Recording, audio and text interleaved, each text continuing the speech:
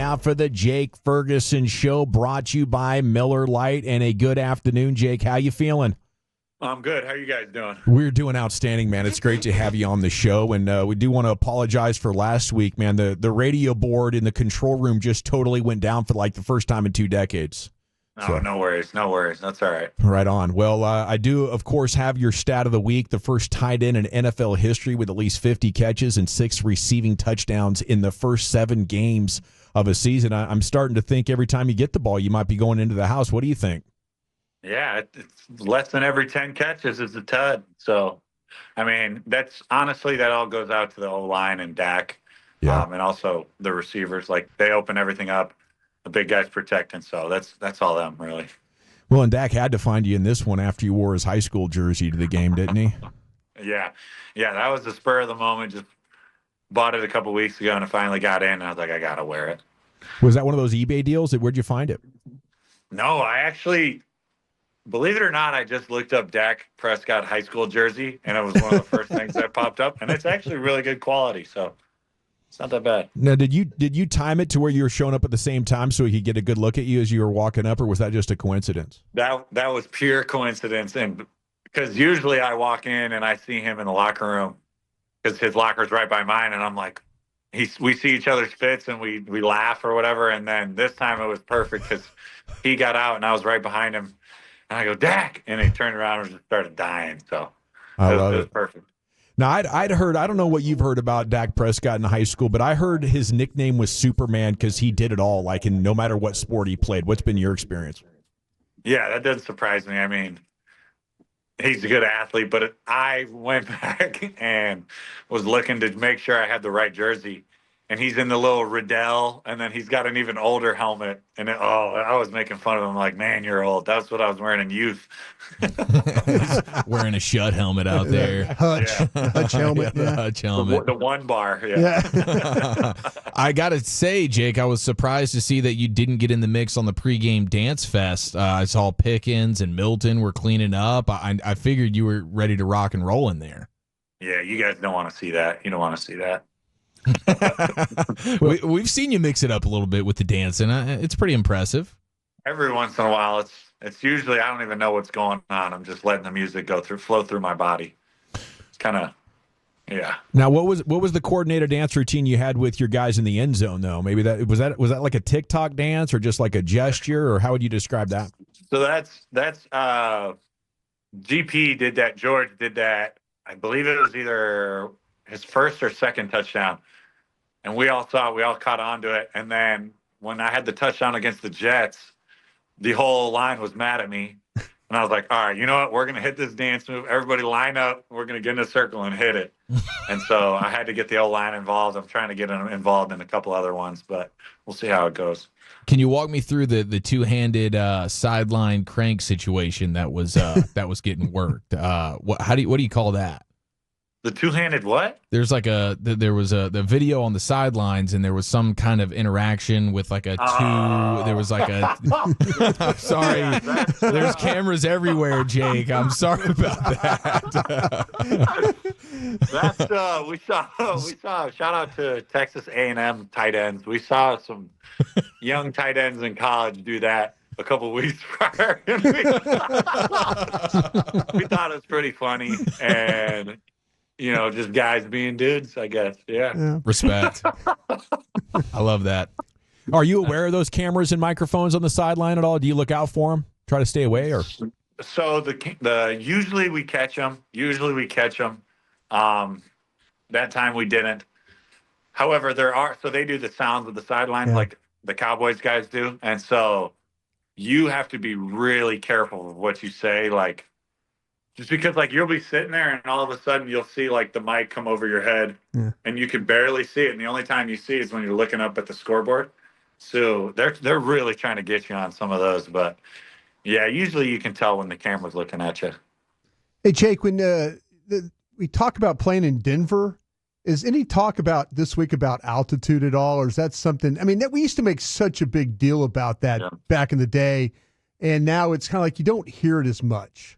Is that something the teams is it science and all that? And you guys got it ready to go? Yeah, I think I personally, I've experienced it, and I feel like it's a real deal thing. Yeah. My dad lives up in Wyoming. Oh wow, yeah. So that's yeah, we way fly up there. into Denver. Yeah. I got cousins there. Yeah. Yeah, I think it's real. I think it just feels like someone's stepping on your chest a little bit. But honestly, I think, if you're conditioned, like if you're conditioned normally, all it does is bring that extra, okay, I got to fight a little bit harder to push through this. You know what I mean? Like, but if you aren't conditioned and you're in bad shape, then you're going to be in for a long one. So it's my take on it. You in the best shape of your life right now? Right now? Yeah. Best shape of my life was probably, I was 190 with a 6-pack in high school. And there were some times in college I had a 1-pack, and I'm still probably fighting to get back. Are there times you see yourself like in a picture and you're like going, God, what am I doing? Kind of a thing. Oh, like yeah. Sometimes it's the bad stretch shot and there's part of the jersey's riding up or something. You kind of get them. Sure. Yeah. For sure. Yeah. I think we talked about there's a picture of me in the Rose Bowl game with so I have this thing. It's all O linemen have it, and I call it the stamp of approval for O linemen. And it's when their belly's sticking through their jersey and you can see the outline of their belly button. Yeah. So that's my like, if I've got that, I need to go on a diet. Yeah. I was going to ask you this, Jake. Like, I know my experiences of being there in locker rooms and stuff. Tell people how hard it is to put your shoulder pads on. Oh, yeah. With a game jersey? Yeah, with the game jersey and all that, because it used to be that we never, in the 80s, never taped our jerseys down like they do today. But, I mean, those things, it's like Bucky's over there trying to McCord or they're pulling on you. And it's just, you feel like you can't breathe and then your neck's getting all messed up in there. What's that like? Yeah.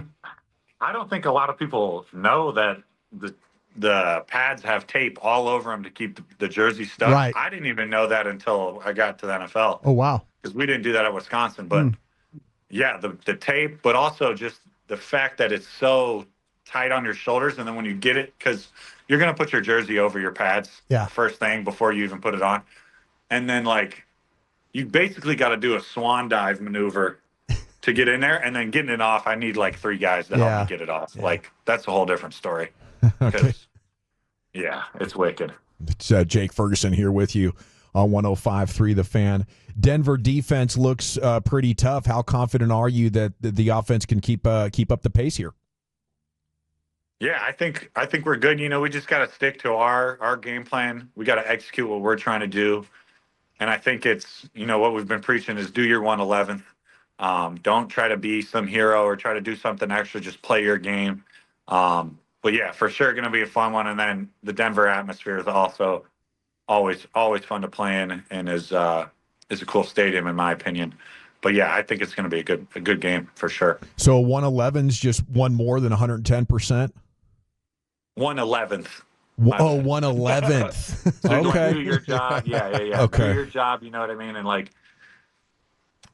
don't try to do too much. Like, don't try to do the other person's job. Get your 111th done.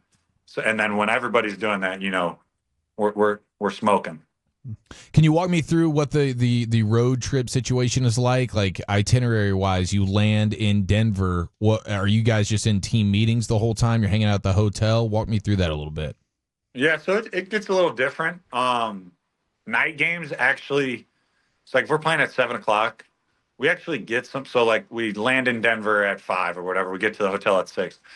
If it's a night game, we actually get the whole night off. So like what I like to do is if I have family there or home games, if I have family, I'll either like home games, I like to do a big dinner, not a big dinner, but like just a sit down dinner at my house with whoever's in for the game.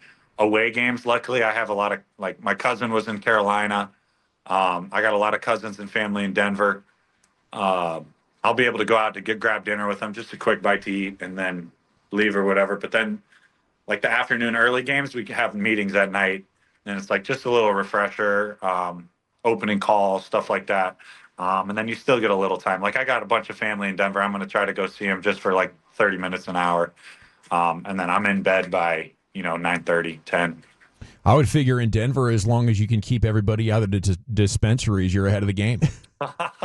Yeah, probably. No, we don't do that, though. We don't do that. There you go. Yeah, good answer. Yeah. Jake, thanks so much for joining us. Best of luck up there. I heard they got extra oxygen on the sideline. If you need it, don't be afraid of it. Fired up. I'm ready. I love it, man.